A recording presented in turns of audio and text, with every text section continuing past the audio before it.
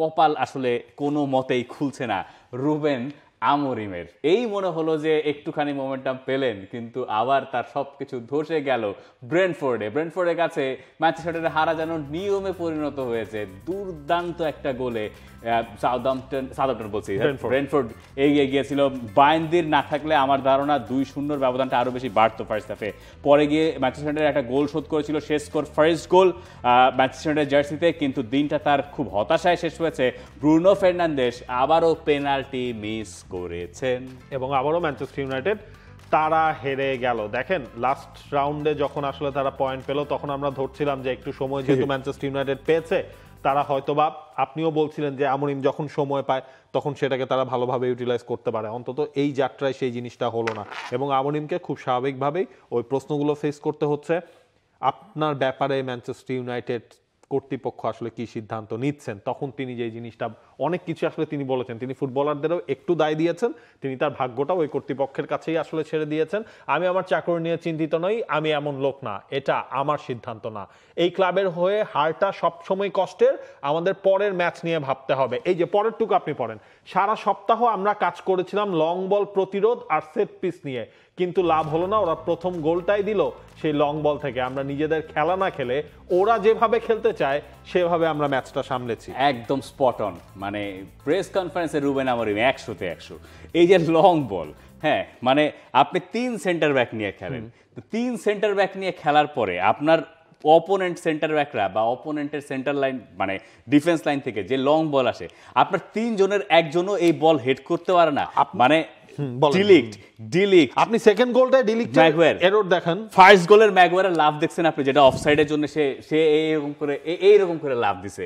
মানে হয় তুমি হাই লাইন খেললে প্রপারলি খেলো, লাইন মেইনটেইন করো, আর হাই লাইন যদি দৌড়ায় তুমি না যাইতে পারো, মানে ডিলিক্ট তো not the fastest centre back, Harry ম্যাগুয়ারও না, তো তুমি করো পেছনে যাও, তোমার ডিফেন্ডিং লাইন তুমি পেছনে নাও, তোমার হাইলাইন খেলতে বলছে কে, তো তুমি হাইলাইনও খেলবা, আবার তুমি বলও হইতেছে গিয়ে হেড করতে পারবা না, তাহলে তো তুমি কিছুই পারবা না, অফসাইড ট্র্যাপও ফেলতে পারবা না।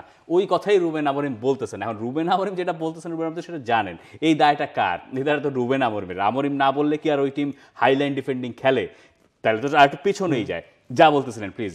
এক্স্যাক্টলি এই জিনিসটা, যেমন আপনি সেকেন্ড গোলটাতেও যদি দেখেন, ওই জায়গায় হচ্ছে ডেলিক্টের আপনি হচ্ছে গিয়ে দায়টা আপনার দিতে হবে, এবং এর ফলে কি হলো, ম্যানচেস্টার ইউনাইটেড একটু আপনার টপ 10-এ ঢুকেছিল, সেখান থেকে তাদের আবার সরে যেতে হয়েছে।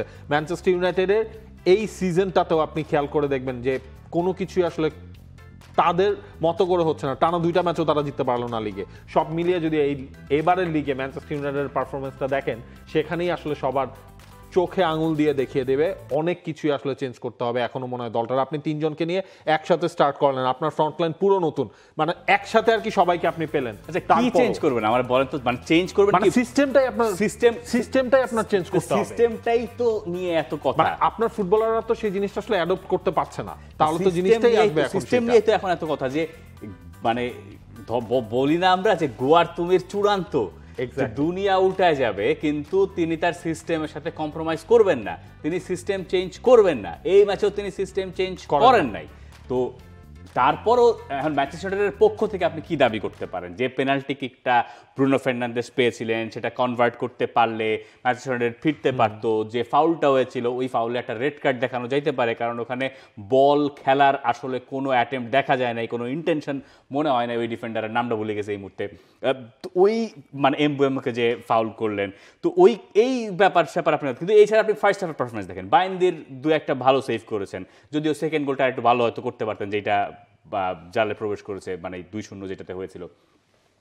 ম্যানচেস্টারের খেলায় তো কোনো ফ্লেয়ার নাই, মানে মিডফিল্ডে আপনি নাম্বার 10 দিয়ে রাখছেন হচ্ছে ব্রুনো ফার্নান্দেসকে, তার সঙ্গে আরও 2জন নাম্বার 10, মানে অন্য টাইপের নাম্বার 10 খেলে এখন, কুনিয়া আর হচ্ছে এমবুয়েমো।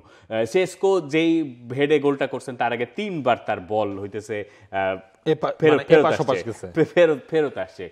মানে চূড়ান্ত লেভেলের হতাশাজনক ফুটবল ম্যানচেস্টার এখন খেলে, এবং তাদের ডিফেন্স ঠিক নাই, মিডফিল্ড ঠিক নাই, আসলে কি ঠিক আসলে কি আমি জানি না। মানে এই রুবেন আমরিমের, আপনি বলছেন পাল্টাইতে হবে, পাল্টানোর কিছু আসলে এই প্রশ্নের জবাব তাকে দিতে হবে যে আপনি যখন সিস্টেম দিনের পর দিন একই রেজাল্ট আপনাকে দিয়ে দেবে, তখন আপনি কি করবেন? কি আপনি চেলসিকে হারানোর পরে এই রেজাল্ট তো আসলে মানা যায় না। আপনি দেখেন যে যদি এই সিস্টেমে তিনি সফলতার দিকে পেতেন, মানে আপনি ওই হিসেবটা কারণ আপনি টানা 2টা ম্যাচও আপনি জিততে পারেন না সেই জানুয়ারি মাস থেকে। এক্স্যাক্টলি, আপনি ওই হিসেবটা আপনি আসেন যে রুবেন আমরিম এখন পর্যন্ত আপনি রুবেন আমরিমের যদি মানে বৃত্তান্তটাও দেখেন যে 33টা ম্যাচ তিনি খেলে ফেলেছেন, তার দল 34টা মাত্র পয়েন্ট আপনি আদায় করেছেন, প্রিমিয়ার লিগে 17টা হার।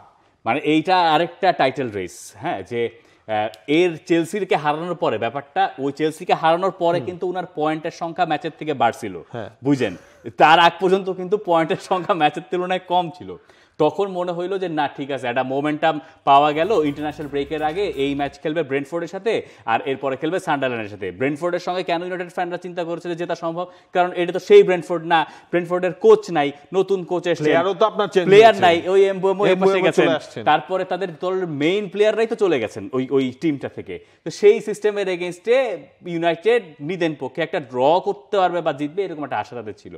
সেইখান থেকে আবার আপনি দেখেন টাইট চলে আসছেন কিন্তু 33-34, পরের ম্যাচে সান্ডারল্যান্ডকে হারাইতে না পারলে লেভেল আপ, আপনি 34-34 আপনি গিয়ে ঠেকবেন। মানে যেই লাউ আর সেই কদু, I have no idea, no clue যে কই যাচ্ছে এই সিস্টেম। এবং সিস্টেমের যত দায় দেন না কেন, সিস্টেমকে মানে টপল করার একটা সিস্টেম তো দেখা যাচ্ছে না। এক্স্যাক্ট ওই জিনিসটাই না আসলে ঘুরে ফিরে আসবে যে যখন এইভাবে কাজ হচ্ছে না তখন অন্য কোনো ভাবে তিনি ট্রাই করবেন কিনা, কারণ ওই আপনার আমরিমের আমলটাও তো আসলে বছর খানেকের মতো কিন্তু আসলে অলমোস্ট চলে গেছে, সেটা আপনাকে বলতে হবে। এটাই তো অ্যাডাপ্টেশন, আপনার কিছু জায়গায় তো আপনাকে অ্যাডাপ্ট করতেই হবে, সব জায়গায় কি আর মানে চাইলে হয়। যাক, আর ম্যানচেস্টারের অন্য প্রতিনিধিরা একটা বিরাট জয় পেয়েছে তারা 5 গোলের, 2টা ওন গোল তাদের এগেইনস্টে হয়েছে, 2টা গোল হল্যান্ড করেছে নাকি এবং এটা একটা রেকর্ডও আসলে হয়েছে, এক প্লেয়ার 2টা ওন গোল এক ম্যাচে হয়ে গেছে, সেটার জন্য মনে হয় হচ্ছে সিটি একটু স্বস্তিতে আছে। হ্যাঁ, সিটি জাস্ট একটা উইনিং মেন্টালিটি তৈরি করার চেষ্টা করতেছে পেপ গার্দিওলার দলের খেলা দেখে, তাই মনে হয় যেখান থেকে তারা জিতে তাদের কাজ শুরু করেছে। তবে আজকের রাতে প্রিমিয়ার লিগে নজরটা থাকবে আসলে সব আর্সেনাল ভার্সেস নিউক্যাসল ম্যাচের দিকে। এর আগে অবশ্য অ্যাস্টন ভিলা আর ফুলহ্যামের ম্যাচ আছে, যে অ্যাস্টন ভিলা এখনো পর্যন্ত প্রিমিয়ার লিগে জয়ের দেখাই পায় নাই। তারা প্রত্যাশা করবে ফুলহ্যামকে তারা হারাতে পারবে, কিন্তু কাজটা খুব সহজ হবে না মোটেই।